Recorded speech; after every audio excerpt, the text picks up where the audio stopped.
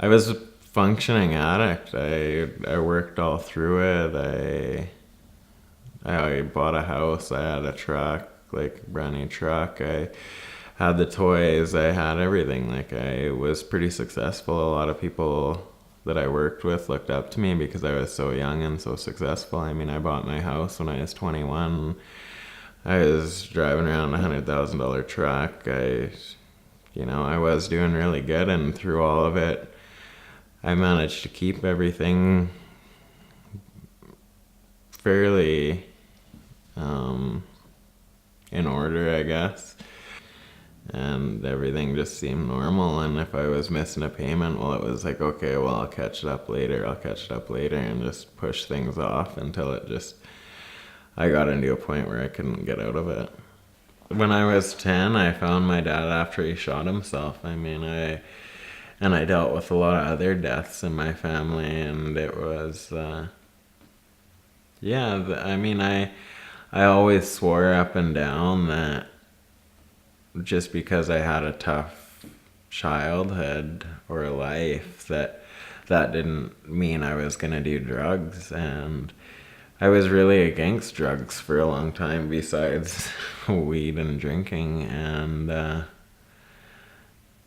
then as time progressed, I didn't know what I was trying to fill. I just wasn't comfortable with myself. And when I did drugs, whether it was ecstasy or coke or whatever it was, I felt good about myself, and I was just filling a void. And it wasn't really until recovery that I started realizing that there was things that I'd gone through and shit that I hadn't dealt with, that I was trying to fill a void because I wasn't happy with myself. I was trying to use drugs as to make me happy. It started with perks and oxys and things like that, I guess, long before the heroin. It was, and that didn't seem bad because it was just perks, and just, it didn't seem bad at all. So I mean, that was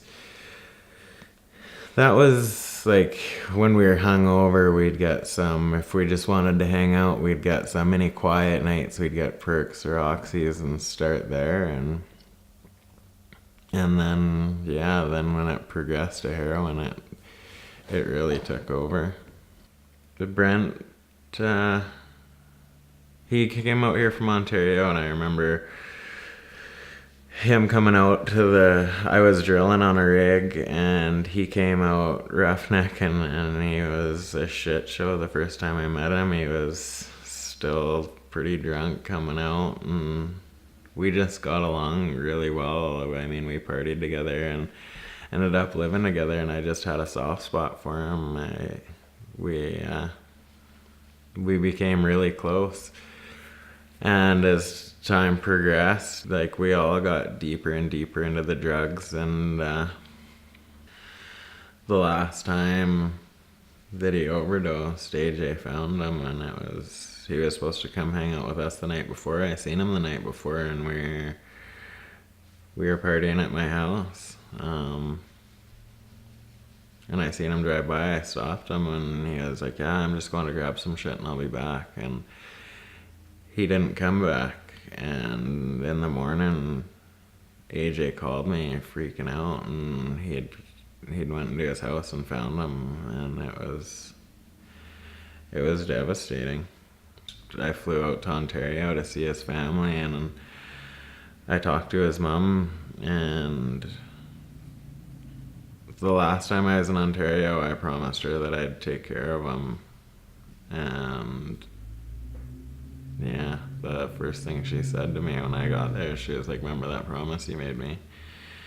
And I just broke down, and I was like, yeah. She was like, I never should have made you promise that. You couldn't have kept that no matter what. He did what he wanted to do. And it was a load off, but I was still really broken. I wore a lot of guilt for it because he was like my little brother. I loved him. I had a celebration of life for him, and I said I wasn't going to drink and I wasn't going to party, and the next morning I was still up and still doing coke, and I was fucked up again, and I said I just went to bed, and I said I was done, and that was the last time I ever drank.